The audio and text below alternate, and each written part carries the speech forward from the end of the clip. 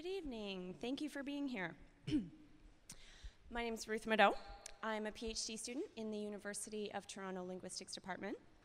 I'm losing my voice. I'm very sorry. I hope you can hear me okay. It's my extreme honor to introduce our first speaker on our theme of variation at the crossroads.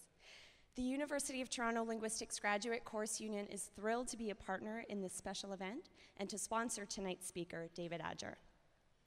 The U of T Dean's Student Initiative Fund offers support for student-led events that promote dialogue across disciplines. They're sponsoring this event because for students of linguistics, there's no better way to do that than to highlight the work of David Adger. His research lies at the heart of the intersection between formal syntactic theory and variationist sociolinguistics. After achieving an MA and an MSc in cognitive science, David went on to earn his PhD from the University of Edinburgh. He spent the next 9 years at the University of York before moving on to Queen Mary, University of London in 2002. There, he's been a professor of linguistics since 2006 and is currently head of school of the School of Languages, Linguistics, and Film. David's work, among other things, seeks to unify the classical parametric variation and the Lebovian linguistic variable. In fact, for a theoretical syntactician, his publication titles have the word variation in them a lot.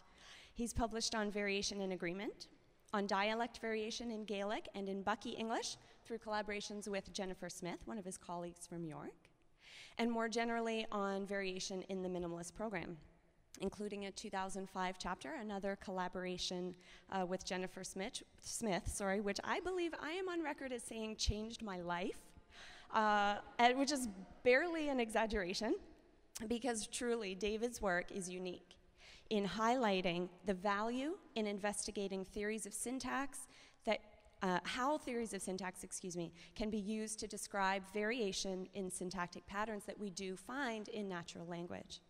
Patterns found at the level of the individual speaker and of the linguistic community. For David, the core questions are, what creates the patterns? What governs the range of variation in the patterns? And what can this variation reveal about the nature of the syntactic system? This evening, David will talk to us about structure versus use in morphosyntactic variation. We'll hear how evidence from language change can be used to evaluate the adequacy of current theories of morphosyntactic variability. So, on behalf of the University of Toronto Linguistics graduate students, please join me in welcoming Professor David Adger. Thank you very much. You're so welcome. My pleasure.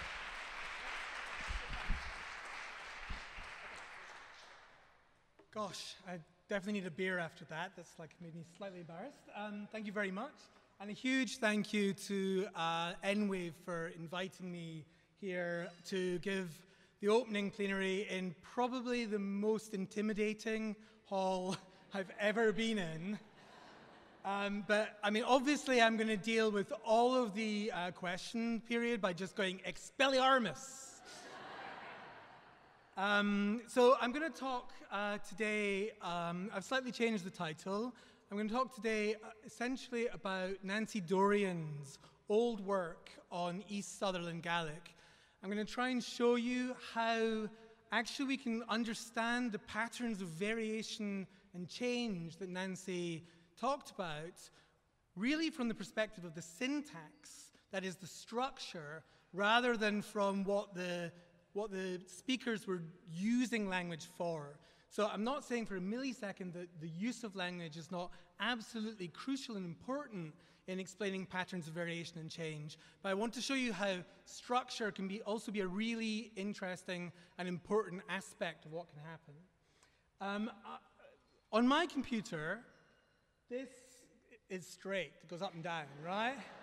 I think this is clearly an homage to the new Star Wars movie, right? But unfortunately, my skills with the presentation were not good enough to make it kind of do that rolling in a galaxy far, far away thing, so it's kind of static. So what I'm going to talk about then is basically some aspects of patterns of variation and change. In this situation of contact that Nancy Dorian talked about in East Sutherland Gaelic, I'm going to argue that these are best explained, these patterns, by abstract systemic reorganization of the syntax rather than by convergence to other languages or by analogical processes or other things like that.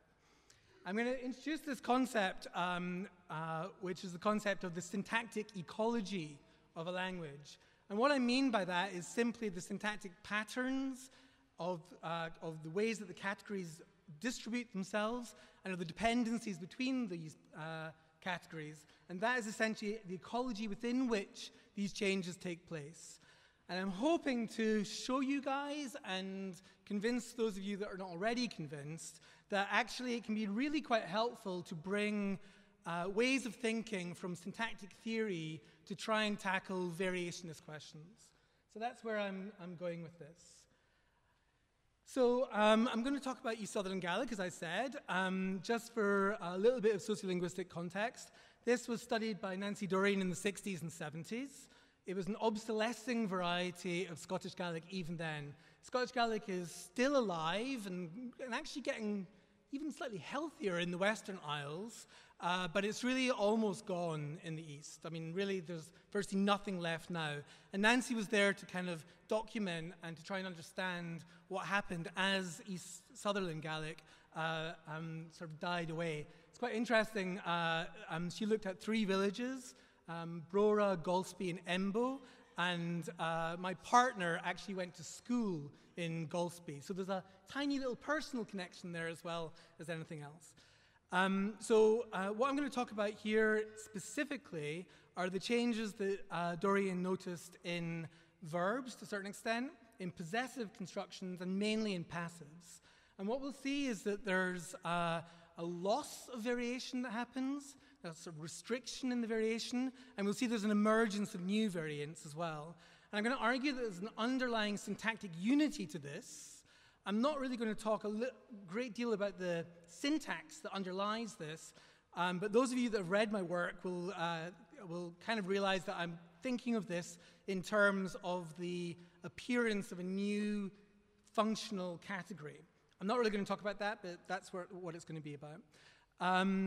So the changes in the pattern of variation that Dorian noticed are going to end up being different kinds of solution to the single abstract systemic change, and the direction that we see the grammar changing in is going to be a result of the syntactic ecology, that is the patterns of distribution and dependency which was in the grammar at the time. So that's where we're going. So I'm going to run through the changes. There's quite a few of them. So there's like basically 5 major aspects I'm going to look at here. So the first kind of change is a change in possessives, okay? And it's a change in the possessives that are used in the language mainly for inalienables. And in the more conservative varieties, we'll see more details about this, but in the more conservative varieties, what you say for his brother is something like, well, it's not something like, it is, Avrahiv, his brother, okay? And that changes as you look down the generations to Ambrahid Eke. Okay, you're not going to be able to reconstruct the relationship between the phonology and the spelling system, so just really don't bother, okay? But I'll pronounce them because, you know, it's good to pronounce things, right? So basically we've got a change from Ivrahid to Ambrahid Eke. And you'll notice that the change here is in a direction away from the surface form of English, right? Which is the language that all of the speakers were acquiring or had as their normal language of use. So, you know, you'd imagine that the thing that's most similar to English is like the surface pattern you see in 1 there, but actually what you see is a change to the pattern in 2. And in English, we don't go around saying, ah, yes, the brother at him is sick, right? So there's something interesting there. Okay, beer. The second change is the change in event passives. So these are things like a little bit like get passives in English. So the change there went from something like 3, Chaim Bahir, they got drowned, which is literally their drowning went, okay, to something that looks a bit similar, but what you see is the appearance of an overt pronoun and then the loss of this their thing, right? So what you get is Chayat Avahir. So you get went, they, some little schwa type thing, and then drowning. Okay, so you get this kind of change. Question, where does this new structure pop up from? I'll argue that it's simply a result of a deep abstract change and then the particular way the language works. Third one, it's a simpler change, but what we see here is the loss of agreement in state passives. So have a look at 5a. Wat erin kumel, they were kept, and focus on the second last word there, un. That marks third person plural as the object, right? And then the verb is kumel. Compare that with, say, 5b, so va'i a kumel, and you notice that it's rather than un. And if you look at 5c, which is neuter or even masculine, so va'e a kumel, and we get the same but you get a different pattern of lenition on the verb. So the way that you see the agreement marking working is that you see these different types of morphology. What happens in the younger speakers is they just lose that, and you end up with va'at irchumel, va'i irchumel, and va'e irchumel. So you lose the agreement marking. Okay? And then there's a new passive that emerges. So this is the fourth change, where actually you have the emergence of variation, of classic Lebov-style variation here. So have a look at 7a. So you remember what we had before.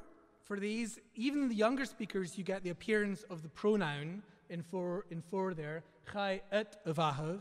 But in yet younger speakers, what you find is a kind of meld of the two kinds of passives. And you get chai et irvahug. Right? So that's like you've taken bits of each of them and stuck them together. Okay?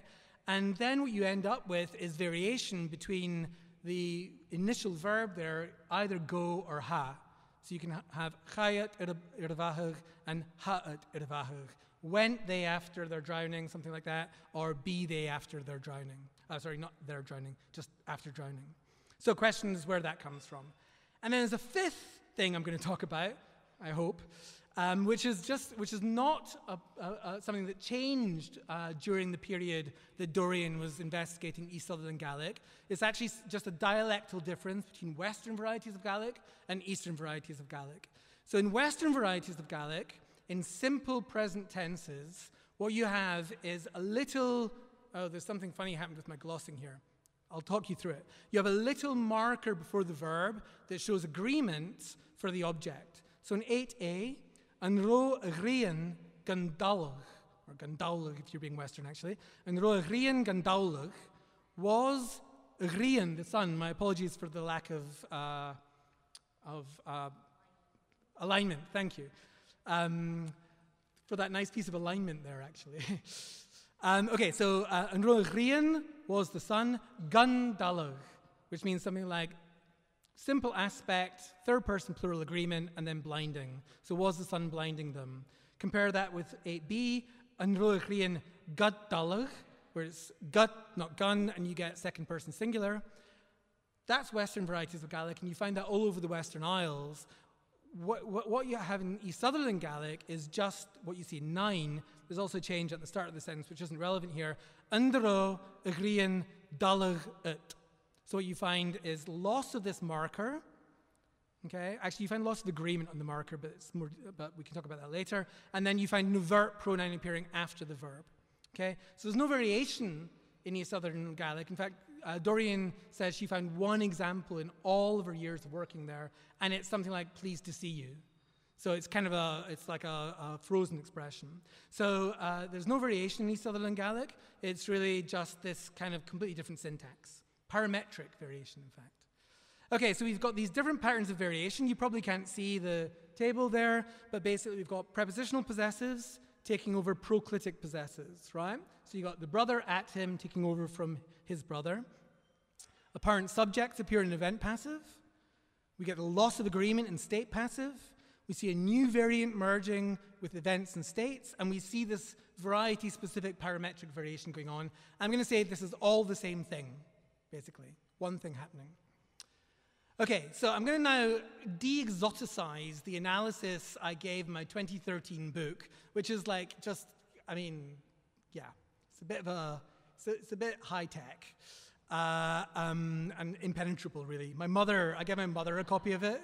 I mean, I gave her the book, and she was like, "That's lovely, David." Right? Straight.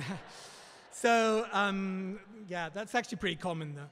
Okay, so in my analysis, I tried to unify the two kinds of possessive we see in Standard Gaelic. So in Standard Gaelic, in Western Isles Gaelic, what you see is essentially, you see both those forms, the his brother form and the brother at him form, but they're used basically for inalienable versus alienable possession. So his brother, but the pen at me. That's what you use. And I gave it essentially a unified analysis of this, which had that structure in it. That structure is basically the structure of a noun phrase, and you've got a determiner at the start, which is going to have some agreement on it. You've got the noun. You've got this thing I've called pos here, which is going to give you the semantics of the possession. Is it alienable or not? Okay? And then you've got a null pronoun. In my original version of this, I had a whole pile of arguments for null pronouns, but Jen told me that you would believe me if I said there's a null pronoun there. I kept the slides, but I'm not giving you the syntactic argument. So if you want them, they're at the end, right? So I'm not going to tell you, I'm just going to say there is a null pronoun there, okay?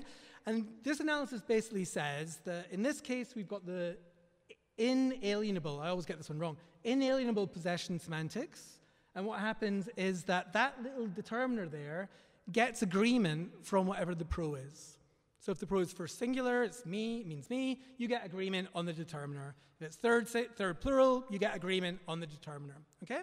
So that's basically what happens for these things. So if I fill in the words, movrahid, my brother, basically you get that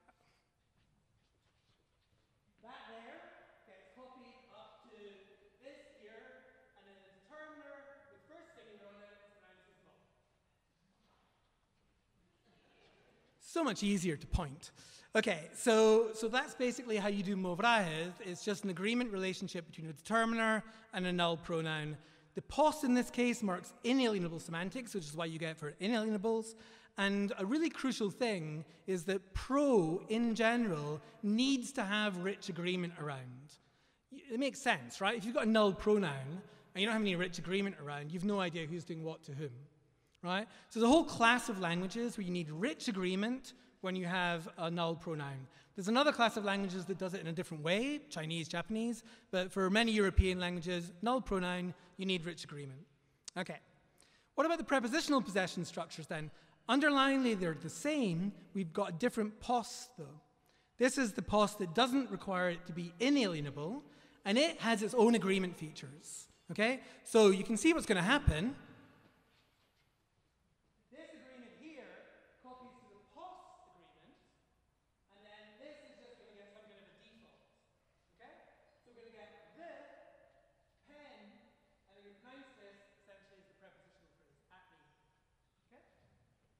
And just making that explicit, there we go.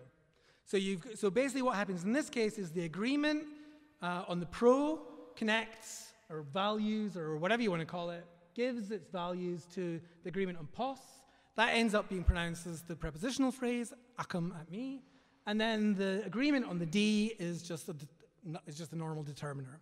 So that's how you unify the two things. We get the same structure, but different semantic flavors of possession. Okay? All right, so I think I've more or less explained this. So if you have a look at 12 versus 13, in 12, mpialnakum, we just saw this, my pen, the pen at me. In 13, mofiaun, that's a really weird thing to say. That means that's it's just a really odd thing to say this. It's like the pen is part of you or something like that, right? Why would that be? Well, because to have the determiner, which is expressed as mo, that signals you've got this inalienable pos, which gives you a funny reading, okay? Now, there's an interesting thing in Western varieties of Gaelic, which is there's a complex set of constraints governing when you can use these. I said to you it was inalienable versus alienable, but it's not quite that. There's other stuff going on, and I'm not going to go into that. You can read my book if you like, but there's a pile of other things happening to do with uniqueness, so how unique the thing is, and then aspects of what alienability really means, okay? The upshot of it, though, is that you can use the prepositional possessor in more places than you can use the other, for more nouns than you can use the proclitic determiner possessor, okay? So you can say movrahidyan, which is absolutely fine. You can also say nabrahidyanacum, So you can say my brothers or the brothers at me. They're both okay. And it's got to do with the uniqueness of whether there's more than one brother involved, so it's not unique and so on, right? We don't need to go into that. But the crucial thing is that it turns out that the prepositional one has got a wider distribution, okay? Okay, that's it. That's the basic syntax you need to know. No more than that, okay? So if you've got that in your heads, you will all be happy. So basically, same structure, differently flavored possessive heads. You've got a pro, needs license somehow by rich agreement. If you use the inalienable one, it doesn't have agreement, and agreement comes from the D. If you use the other one, then that has agreement, and you get a preposition. It's pronounced as a preposition. The two posses are in a hyponymic relationship, right? That is, the prepositional one can be used in a wider range of contexts than the other one can, and that's going to become important. Okay, that was number one. So how are we going to explain the change here from, you've seen the slide already, from yvrahedd to ymbrahedd. Okay, so what Dorian says is the full range of possessives with appropriate stuff can be elicited from older speakers and occasionally from younger speakers in only one environment other than the passive, which we'll come to later, which are fossilized expressions. Outside these fixed expressions, the pronouns in the first singular and second singular occur, with the inalienables, right, just, but the other ones don't, right? So this is why you get a change from yvrahedd to ymbrahedd, okay? So why is it the case that the non-congruent, that is the one that doesn't look like English, right, wins out? Why does that win out? Dorian suggests that it's maybe because, well, I'll just read what she says. She says, it's tied to a distinction not productively necessary to any other lexical item in the language, right? Any other lexical or morphological choice in the language, alienability. And this alienability isn't seen anywhere else, it's only seen there, and maybe that's why it's a candidate for early loss. This, however, tells us why it's a candidate for early loss. It doesn't tell us why it might be non-congruent, right? It doesn't really explain why we choose the brother at me cases and not the other one, okay? So we need to supplement this idea with something else. So I'm going to argue that, well, I'll show you how we're going to supplement it. So the other things you need to know about this is that the agreement system in East Sutherland Gaelic is weakening. So if you have a look here, this is the kind of possessive proclitics you can see in all the fossilized expressions. So what you get is this full paradigm, only in the fossilized expressions and in passives, actually. But there's actually a difference, a dialectal difference here between East Sutherland Gaelic and Western Gaelic, which is that in the first and second plural, you have a single syncretized form, na. In other varieties of Gaelic, you have two forms, okay? In the third plural, we also have a syncretized form, just a, okay, with a nasalization after it. So we already see there's a loss of distinctions in these various forms, okay?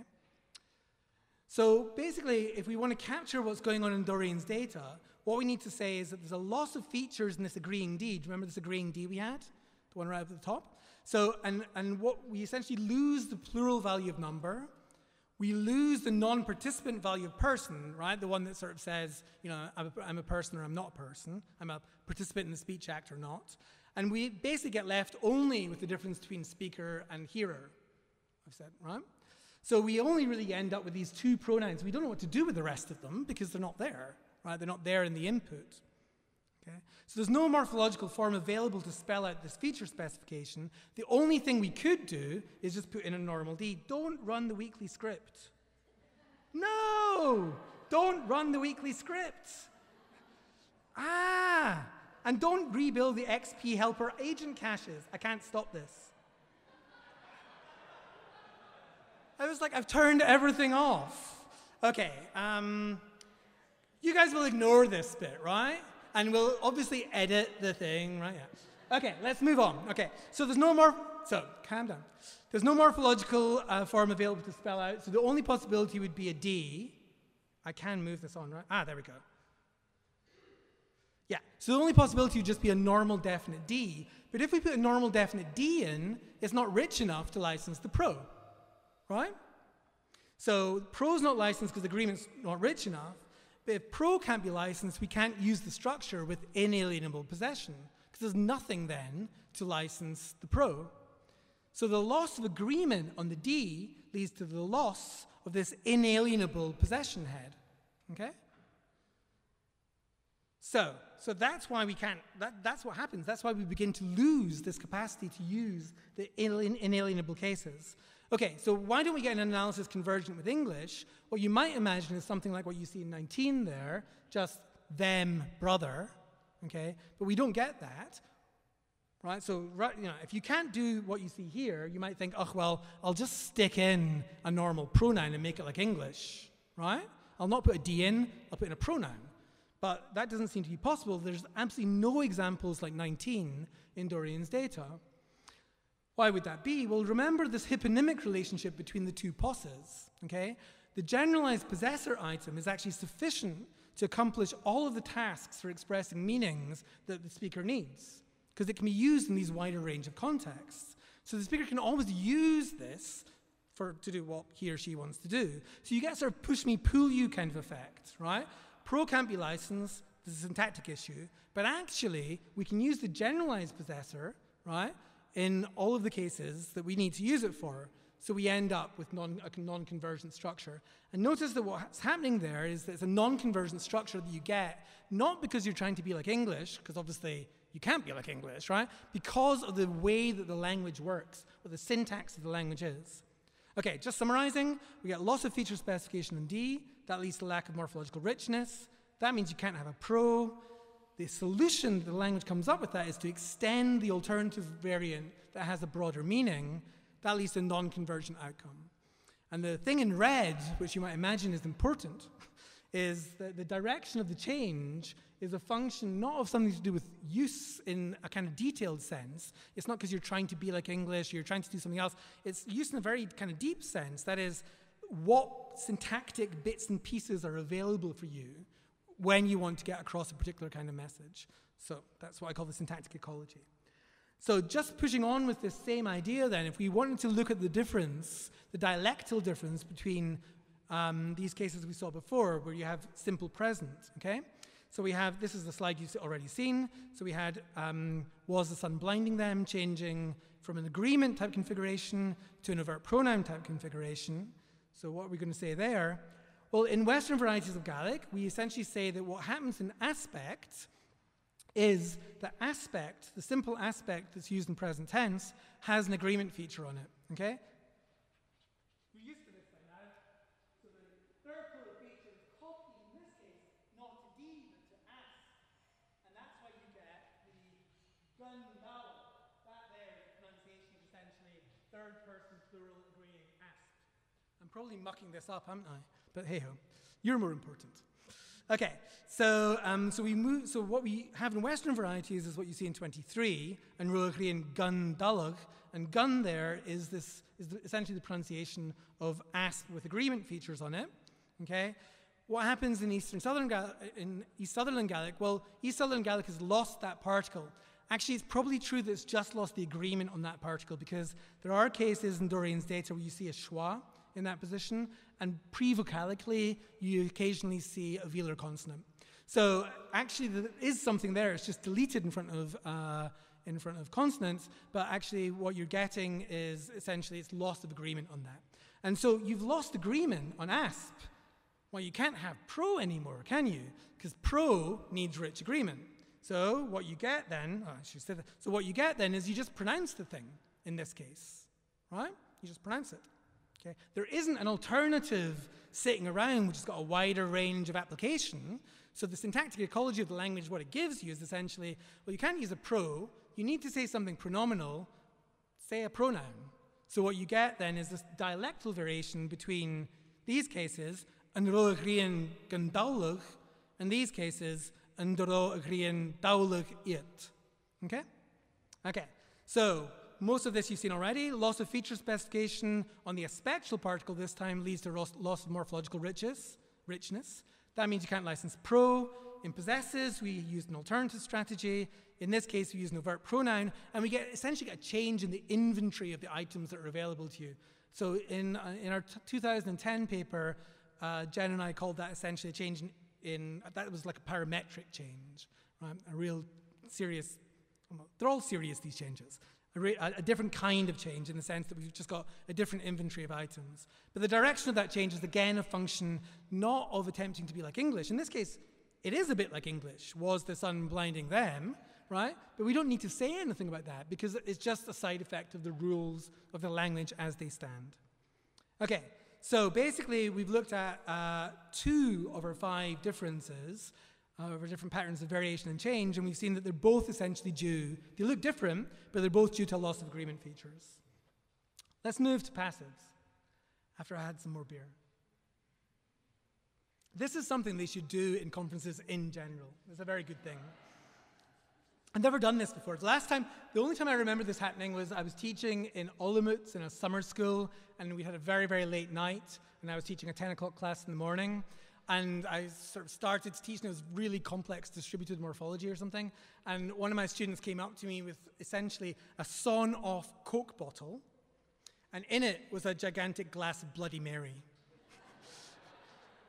That student did very well in that course. Okay, so turning to event passives. So remember these event passives in Gaelic are formed with the verb go, and then there's something after the go. Now, in Western varieties of Gaelic, you have this go, and then what you have is a structure. I'll just say it for you. So you get chai, oran Gaelic, ahain, ecology. So went, songs Gaelic songs, little particle, singing at the Cayley. Right, Cayley, dancey thing, right? Yeah. It's Canada. You know what Cayley is. So what you see in this case, so normally you'd find the object after the verb in Gaelic. Okay, things move around. Sometimes the verb moves up in front of the subject. Sometimes it stays in place and the object stays in place. That's what we saw with, you can find that with simple presence. What you find with these cases is the object moves from after the verbal noun into pre-verbal noun position. So really the object sort of, you want to say it's here and it's moved to this position here. If you don't like movement, just whatever you need to say to get it where it is. I really don't care. Okay, so basically I'm going to talk about it as though the object's fronted from after the verb to before the verb, and then you get this little particle, appearing, okay? This is a general rule of Western Gaelic grammar. You find it everywhere. It's been one of the things that I've actually spent about 3/4 of my career as a Celtic linguist. That's another thing I do, Celtic linguistics, right? So as a Celtic linguist, I spent about 3/4 of my career attempting to work out what's going on in these constructions. And there's object movement. Okay, that's the thing you need to know. Okay, so there's a tree, for those of you that like trees. Basically, it says what I just said. So, have you grokked that now? Yeah, okay. All right, so, I need to go back. So actually, I've not told you what the thing is I've said that the object moves, but it moves to somewhere. I haven't told you where. And I've said there's this little particle that appears immediately after the object, and that's just this little particle. I'm not going to tell you what it is. I'm going to call it X. It's not because I don't think I know what it is, but it's utterly irrelevant here, okay? Okay, so we've got this little X thing that involves Gaelic songs moving up into the specifier with the little thing in the head position. Okay, so X, whatever it is, also expresses agreement features. So you should now be sort of seeing the genius of the language here, genius in Sapir's sense. So the particle shows agreement when the object is pronominal in Western varieties of Gaelic. So you get chai unshain ecology, went, they're singing, or particle third plural singing at the Cayley. Or H mafakig ecology, which sounds ruder than it is. So went my kissing at the Cayley. Okay? So went, first person singular, kissing at the Cayley. So that's how you do it in Western varieties of Gaelic. Okay, now so that's the tree for it. So what we've got is the little X has got agreement on it, and as you're probably bored of by now, you've got pro in the object position, agreeing with this, and it gets pronounced as prime. Okay, so that's the way the syntax of this works.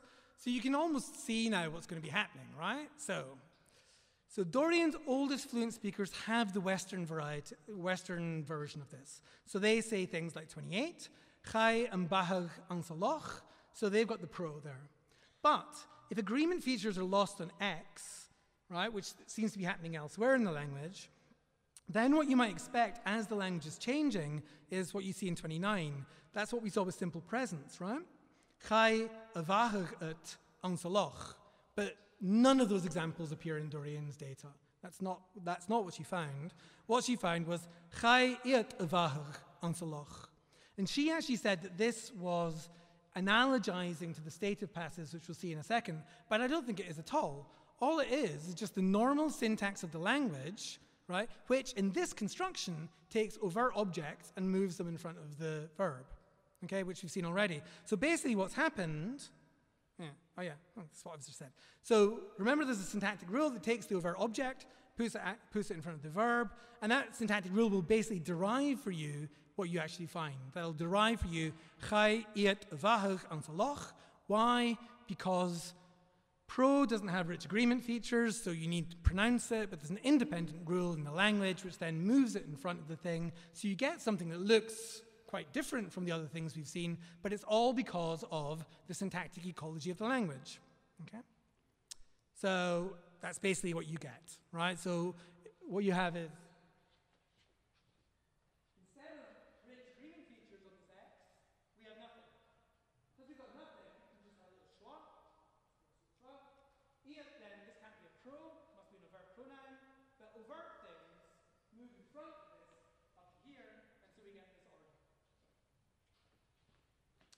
okay.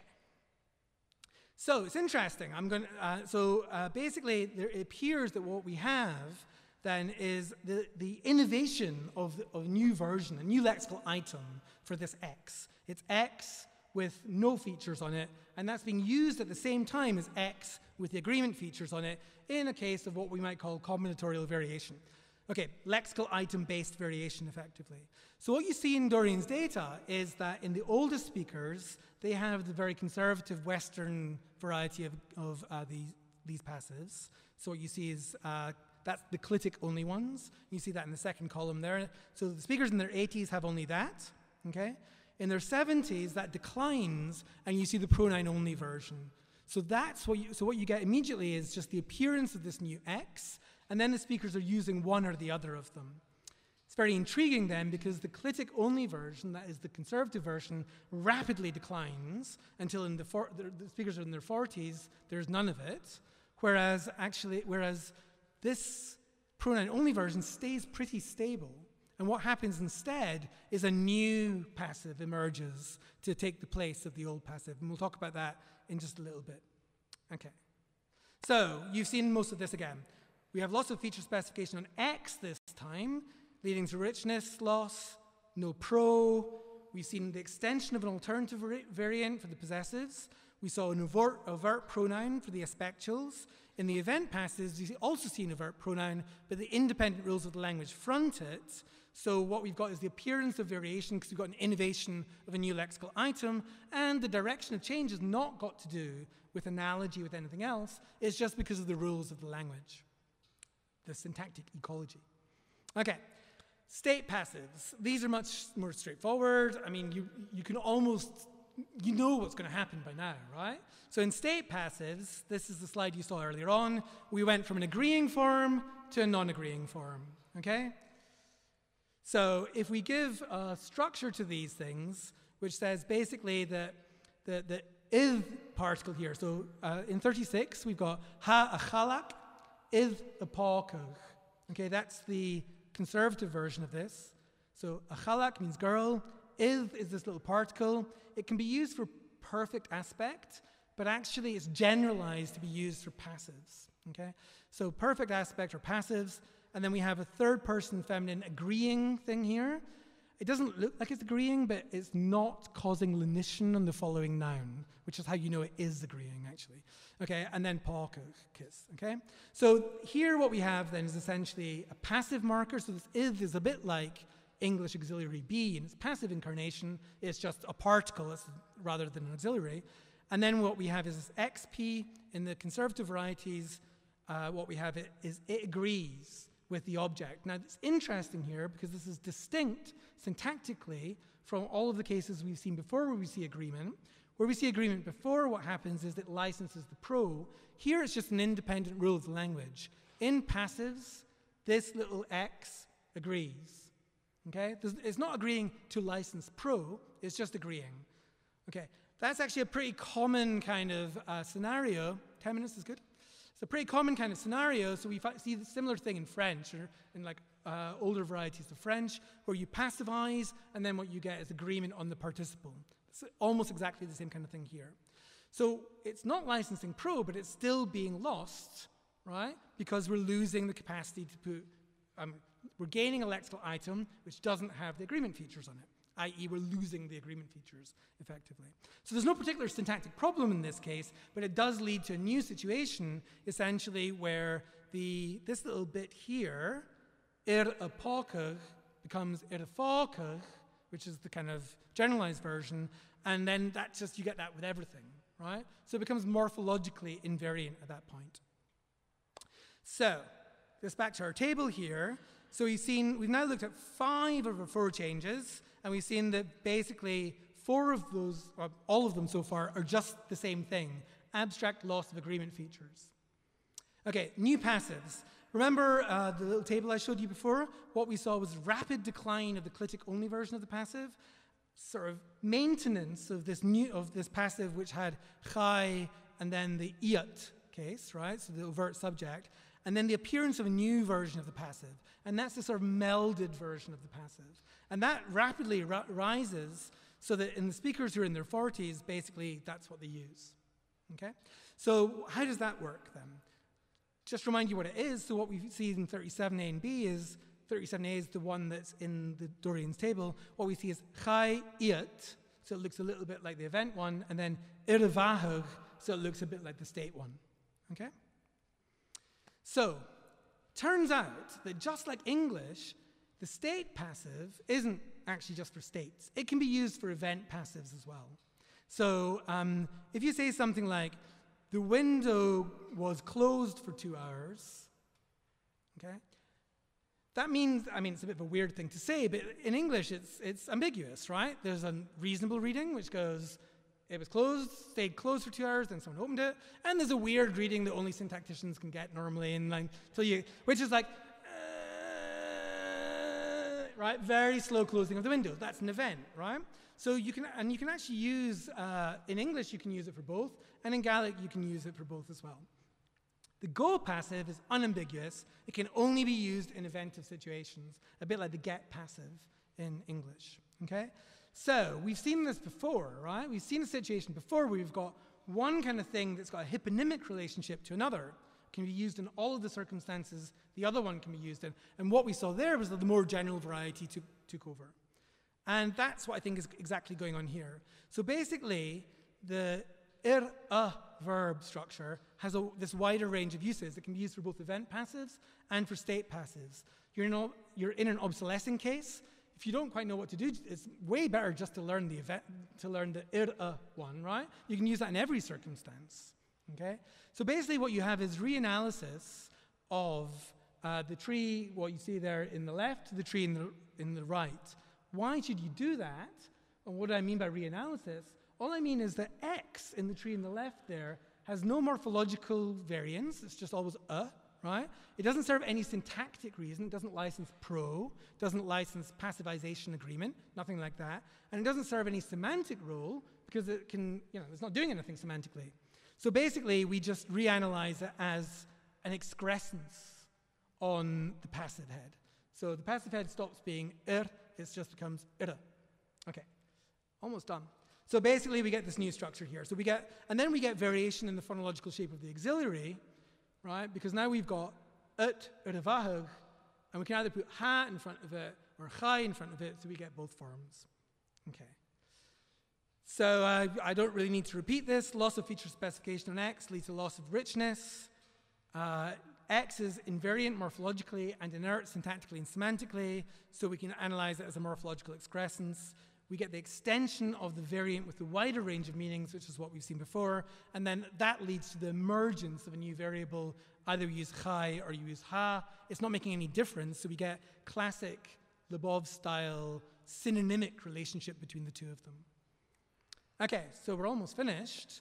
So this is a little table that just shows you how this is working. And if you look at the middle table that I've bolded for you, it goes loss of agreement, loss of agreement, loss of agreement, loss of agreement, loss of X, following loss of agreement, and then this reanalysis, okay? So you can see the basic point then, right? Which is that diverse patterns of variation and change in East Sutherland Gaelic can be, I think, quite elegantly explained by a systemic reorganization of its syntactic structure involving essentially the reduction of agreement features. And you don't need to appeal in these cases, as Dorian does in her work, to convergence to other languages, which we saw didn't work with the possessives, or various analogical processes, which, I mean, sure, you can say they're there. You can always say there's analogical processes there. You just choose something else and you go, oh, analogy, right? But in this case, we don't need to do that because we've got the independent syntactic ecology of the language doing the work for us. The particular changes in the patterns of variation and their direction are essentially different solutions the language has to the structural problem that this loss leads to, and which direction they move in depends upon the actual facts of that particular language. So this is really crucial. It's not just, oh, this is a theory, you know, it will work like this for everything. It's rather what the syntax of that language is. That provides the ecology, the syntactic ecology of that language, and that, much like mountains and valleys, governs the way in which the change goes. Okay, so what I really wanted to say, though, was that I hope that these syntactic approaches that I've kind of given you a flavor of here can actually, I mean, it's up to you to judge, right? But can actually add value to some core questions that are really at the heart of what this conference is all about. How do languages vary and change? Why do these changes happen? And why do they go in the directions they do? And many thanks to Jen and to Devyani, who's unfortunately not here, for comments on an earlier draft of this, and to my amazing colleagues at QMUL. Thanks very much.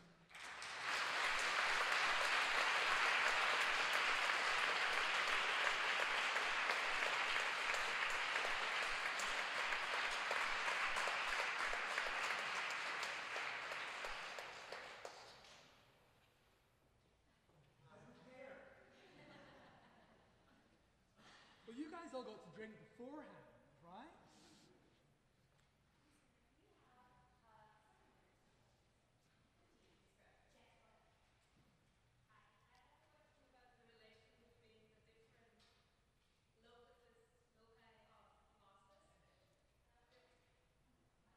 Do you want a microphone? Do you want this one?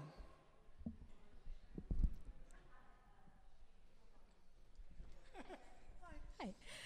So I have a question about the relation between the different loci of the losses of agreement, because you could in principle imagine that they could be independent of each other, but you seem to suggest that they might be related. You snuck in the genius of the language bias up here. Now, in the generative tradition, we don't really have a room for that genius, so I was wondering whether you can comment on that. Okay. Excellent. Oh yeah, so people don't need to feel intimidated about coming up in the next one. Thanks very much for the question. Yeah, I mean, what I think is really happening, so as you know, the analysis of agreement features is somewhat up in the air, where they are syntactically. What I think is happening in East Sutherland Gaelic is that there's essentially a lexical item, maybe it's this X, right? And that lexical item is being replaced by new lexical items we're adding in new lexical items with smaller feature specifications. There's a version of this talk which has got tons of features in it, but I took them all out, right? And that lexical item essentially adjoins to these various elements, to license the pro or to whatever, right? So what you are getting an underlying unified change, which is the appearance of these new bits. Those things, so I think there's one thing that's happening.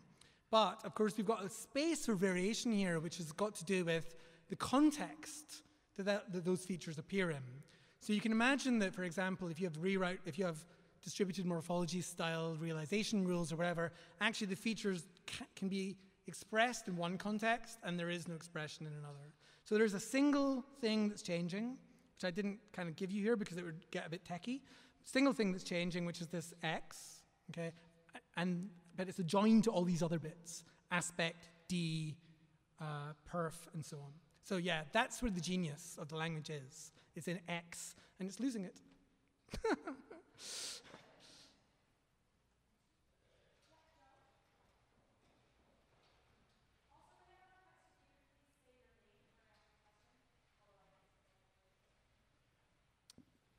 Hi. So my question involves what happens once this agreement feature is lost. So my understanding, and it sort of has to do with my, I didn't say my name. I'm Joe Fruwald.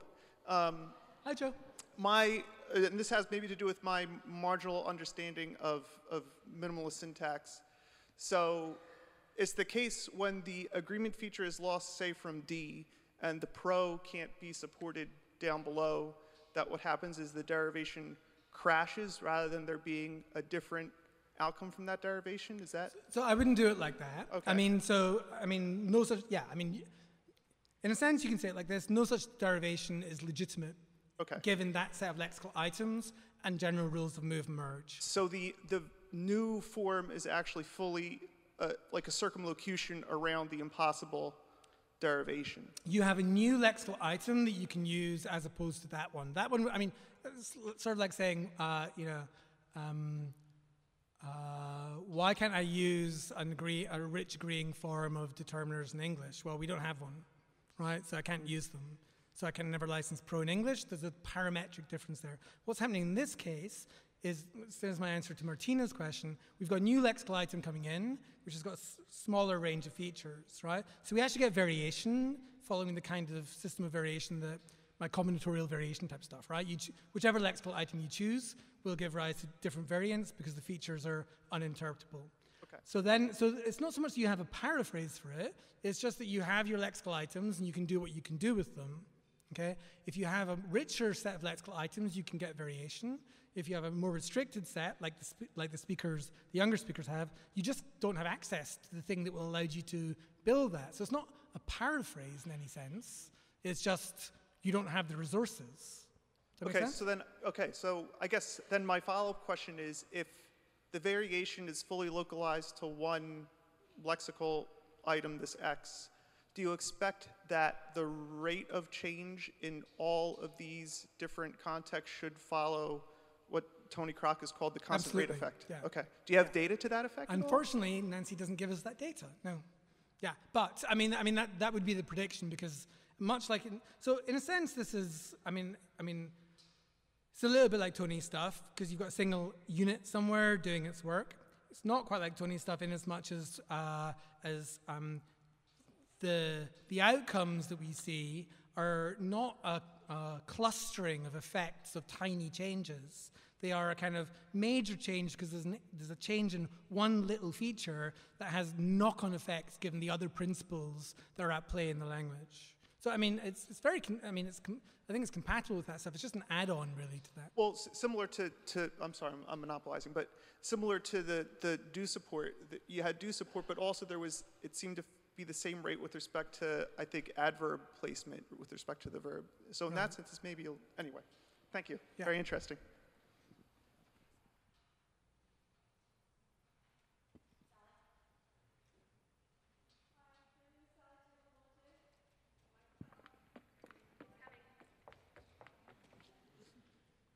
My name is Sally Tagliamonte. David, two questions.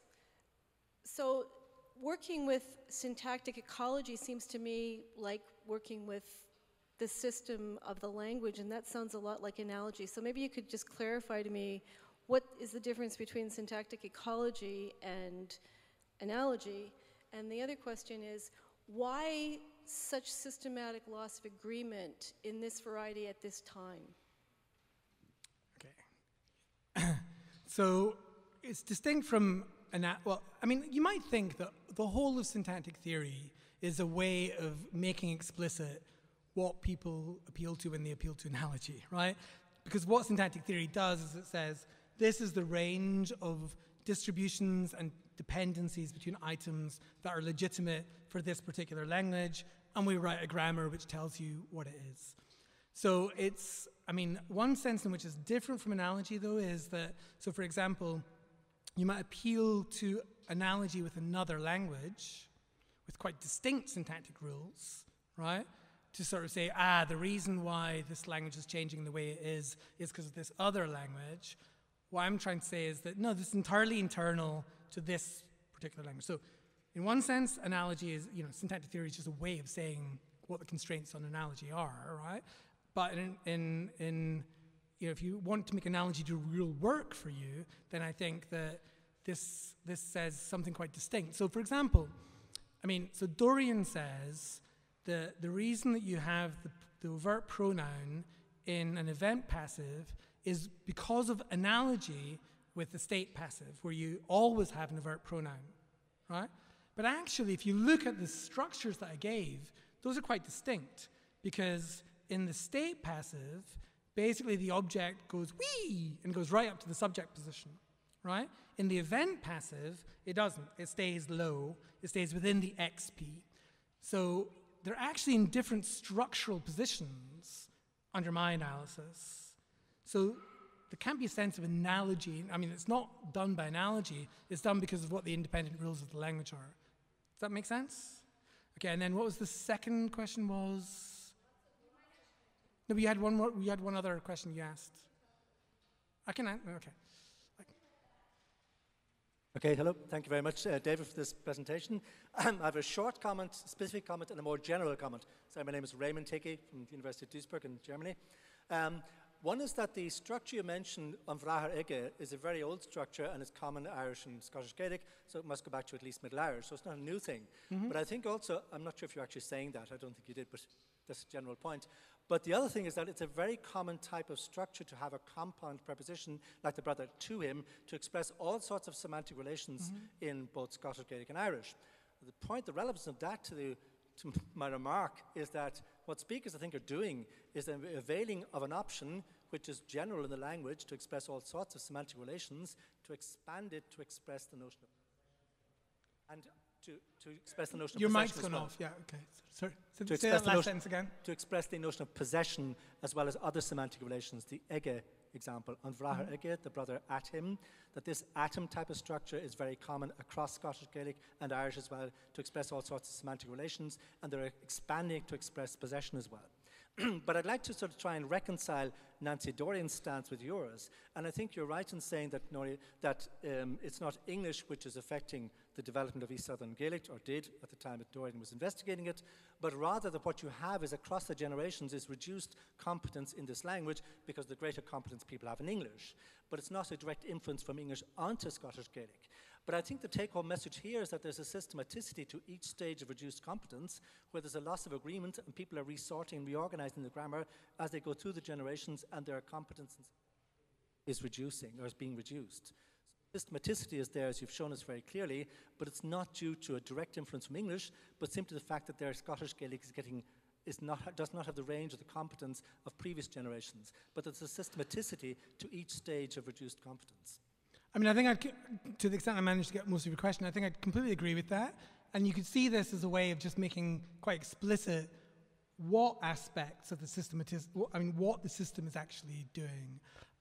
So yeah, I think that, Dorian's work's really amazing. If you look at what she's collected, it's extremely interesting, and it's really quite important, I think.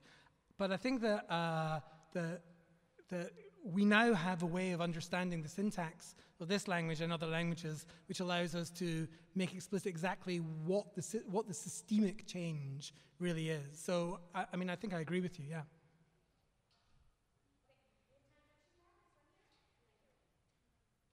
Thank you, David. This is Arya Atli.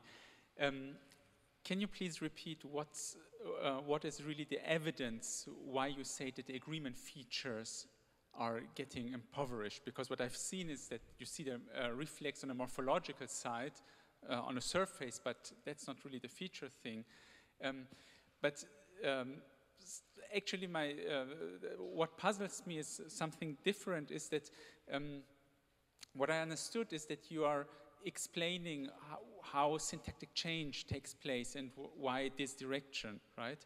But is there anything in your line of arguments that explains why variation is taking place at one specific moment? So I don't really see I don't think it doesn't touch intra-speaker variation, right? That one speaker can say it either this way or that way, but rather you're comparing a generation with another generation, so historical change. Am I getting that correct? Yeah, I mean, so I think maybe that was Sally's question as well. So it's sort of an actuation issue, right? So why is this changing right now? And maybe that comes back to this sort of general question. I mean, why is the language losing agreement features? So let me first of all address the first point. So it's very clear from, if we have a look, where is that slide? Yeah, here. So this is what Dorian found for the possessive proclitics in the passives and in the fossilized expression, right? And what you see here is quite distinct, it's minorly distinct from what you see in Western varieties of Gaelic. So in Western varieties of Gaelic, the first person plural version is ar, and the second person plural version is ur. And what's happened in this particular variety, for some reason that we have no idea about, is changed into na. Could have to do with the fact that, the first person plural pronoun is shin, so it could have to do with that n there. And then it's just also been extended to the second person, which is shiv, so don't know why it didn't go sh, who knows, right? So but the crucial thing is there's a syncretism in the paradigm there, so there's a loss of the richness of the expression of the feature. You're right, that doesn't mean to say that there's loss of the feature per se, right? So there is an issue then about what's going on with this D. Now, kids, whoever it is who's learning this language, they're clearly not getting as much input as their parents did, right? So it seems to be, and this is my point about like the hyponymic relationship between the at version, the prepositional version, and this version. There is a way that the kids can say what they need to say without having to get this morphological paradigm fully, right? So it could, now I'm guessing, but it could be the case that what's really going on is that this is what I call this push me, pull you kind of effect. What happens is there's a loss of morphological richness, the existence of something else that you can use to express what you need to express, and therefore what you end up having is effectively a paradigm with empty slots in it. If you've got a paradigm with empty slots in it, then you end up not being able to license Pro, and you end up with a much narrower case where you can license Pro. You actually find this not just in East Sutherland Gaelic, so you find many languages where Pro drop is available in first person at least, and not in other places. So if you look at Finnish, for example, you can see that. So this could be a general process which has got through the frequency of talking about yourself or something like this. So I don't really have a good story for this. We don't have enough data. But I think that what's happening is loss of morphological richness leads to loss of syntactic features, which means that then you can't do the syntactic job you need to do, and that means that it needs to be taken over by something else. So it's not a perfect answer to your question, but that's as much as I've got. Thanks. I'm Gillian Sankoff, and I'd first of all like to thank David for a talk that was so stimulating that it's inspiring lots and lots of questions. Oh, thank you. Like all good talks. So I had three things I wanted to say, and one of them, which is about this loss of agreement, has been raised by so many of the other questioners. I just, putting on my language contact Creolist hat, what you said in your last answer goes in with so much of what we know about other languages, which is in these intense contact situations, inflectional stuff tends to get lost. And you get this sort of change from inflectional to paraphrastic or something like that, over and over again, especially, in Creoles, for example. So I'm wondering, that's one way I think that you could see cross-linguistically some of these, like you said, I was going to say this myself, the kids don't get the input about the agreement, the inflectional information that they otherwise would need. So, I think you gave a good answer to that, why is agreement being lost, and that it has these other effects was very clear from your, elegant talk. I wanted to say, perhaps this is a little bit far afield because it wasn't a major point of your talk, but you were talking about alienable and inalienable possession. And I'll put on my Austronesian hat this time and say that there are lots of Austronesian languages that have alienable and inalienable paradigms. The inalienable one is always inflectional, and the alienable one is very often, periphrastic. It's not in the morphology. So it's in word order and other stuff like that. And so that seems to be, from languages that I'm familiar with, which also always, as a matter of fact, there's a huge discussion in literature about what is the category exactly, body parts, relatives, blah, blah, blah, clothing, and stuff like that always seem to come up. And then sometimes it's rocks and stones and clouds and God knows what as well. So I'm wondering if you have something to say about that. And my last point is, it's really more of a comment. Thank goodness Dorian did this documentation, and I think that we variationists, if I can say, put that hat on for the moment, it's so important that people document endangered languages. I'm looking over there at Miriam, who's sitting somewhere, and going to talk about that as one of the talks, but Miriam Meyerhoff, the more data we can have on situations like this, I think the more we can answer some of the questions that have been raised. So thanks again for your great talk. Thank you. I can only say on the last thing, completely agree. I mean, it's not much more to say about that, but people need to work on endangered languages. We're losing fundamental information all the time. And of course, there are deep social issues to do with losing endangered languages that should concern not just sociolinguists, but all linguists, I think. So completely agree with you there. Okay, your other, the question about why inalienables tend to be periphrastic, sorry, I always get these two things wrong when I speak. I even do it when I teach, right? I always say the wrong one. So the reason why alienables tend to be periphrastic and inalienables tend to be more, sort of just more squidged, is I just have no idea why that is. I mean, my analysis doesn't really say anything about this, right? I mean, in a sense, you might imagine that bearing the agreement features gives you more lexical heft, in a sense, which is why you can pronounce it as a preposition. I think there's a whole set of really interesting questions for syntactic theory about exactly this. It's got to do with the relationship between adpositions and case, between, there's all of these questions about what we do with this relationship between how you build things using separate syntactic units versus how you build things using lexical units. So I have some ideas about that, but they're not for here. Creolist, I'm going to almost finish in 1 second. I told you I went on, right? Actually, I probably don't have anything to say about the Creolist thing either. Yes, intense contact. Charles Yang, who's I think not here, has some really interesting work where he argues. Charles, are you here? Yeah, I know. He texted me to say he couldn't make it. He has this very interesting notion that you hit a rule when you hit a certain kind of proportionality. So he has this n over log n kind of rule. And I think that something like that must be right. That is, we don't build rules until we need to, although we're building rules all the time, in a sense. So there might be something there must be something in that in situations of language obsolescence where people are just not getting enough data to build the rule with. And really in languages in situations of obsolescence, you expect that you're losing whole swathes of rules, but you need to replace them with something else, right? And so part of this talk was to sort of say, well, there's other things in the language that you get to replace them with because they bear these hyponymic relationships, because there are agreement features that are lost, because there's other stuff around that you can use, that's the resources available to you that get co-opted in these kinds of situations of obsolescence. So that's kind of what I was hoping to say. I'm so sorry. We do need to cut off tonight. That's all the time we have. But thank you so much. Thank you very much.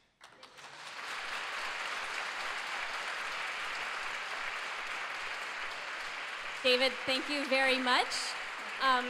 You may have seen the categorical nature of the hats that some of us are wearing. Gillian, thanks for that setup about the different hats that people wear. I was expecting it to be a sorting hat. David, we have a variationist hat for you.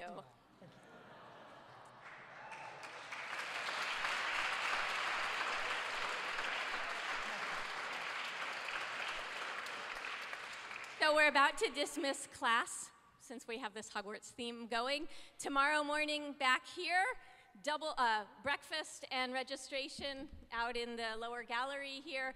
Double shot of plenaries starting at 8:20, followed by a double shot of follow-up sessions to the first 2 Crossroads, which will have happened by then. So I know David and I share a love of double shots and espresso. I was about to say, I'm heading off for a double shot somewhere.